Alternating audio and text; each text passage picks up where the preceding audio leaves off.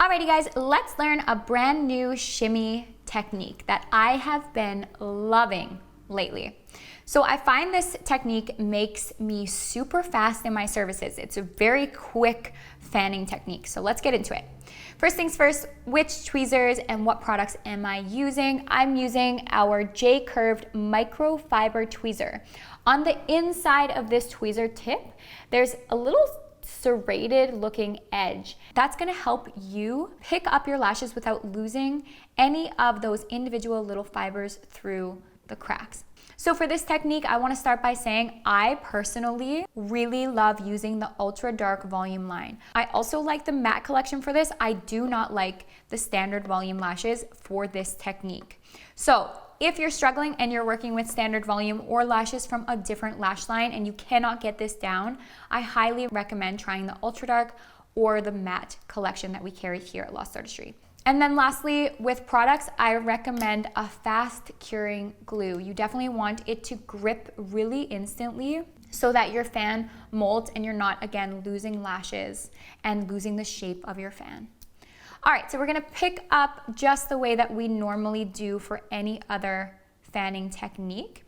If you wanna create a wide stem fan with a very tiny base, consider picking up really close to that sticky strip. If you wanna create a longer base and a more narrow fan, I highly recommend picking up closer to the middle of the lash strip. All right, so now we've got our bundle of lashes. If I were using a different type of lash, I would definitely have to really squeeze that pressure and make sure there's room between each of the individual fibers at the base. So I might brush it on the side of my tray, on the side of my glue ring, on the side of the strip, whatever you have to do to make space, because you need that in order to bundle the base of your fan. You need there to be space between each of the lash fibers. But I find personally, with the ultra dark lash line, that is not a concern at all. The base bundles so nicely because we've actually spaced the lashes across the strip just a little bit. There's more room for the glue to get in and around every single one of those individual fibers to have a really nice, snug base. Okay, time to dip. Let me move this out of the way so we have a better contrast.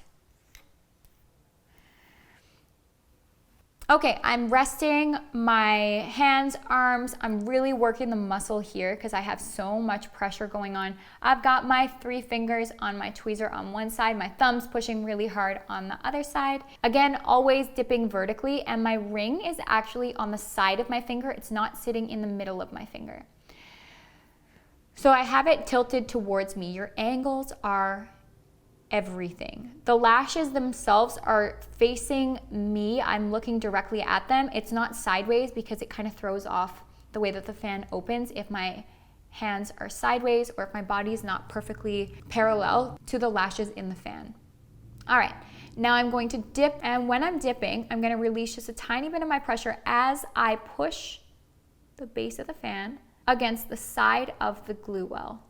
Then if I need to morph the fan even more and open it up, I'm gonna use the divots in the ring, place the base in there, and release just a little more pressure to let the fan open up naturally. And then my fan is complete. Now, if you notice that the glue has cured a little bit, just give another little dip. I know you might be thinking, well, am I allowed to double dip? As long as you know the weight of the dimension and diameter that you're using is appropriate for the natural lash health, double dipping is no problem.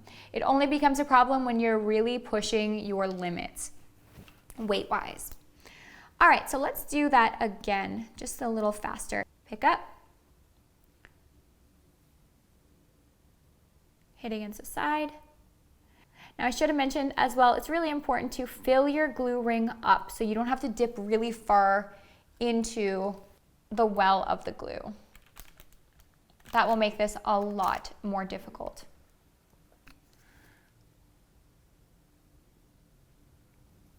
So I've filled my glue ring up.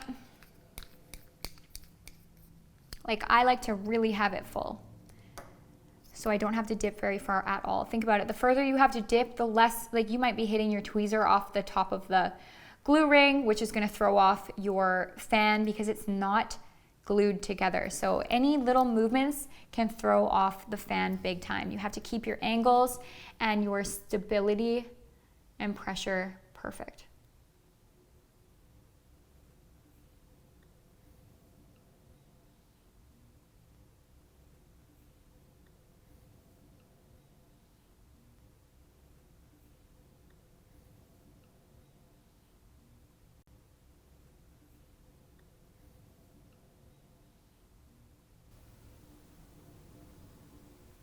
Excellent.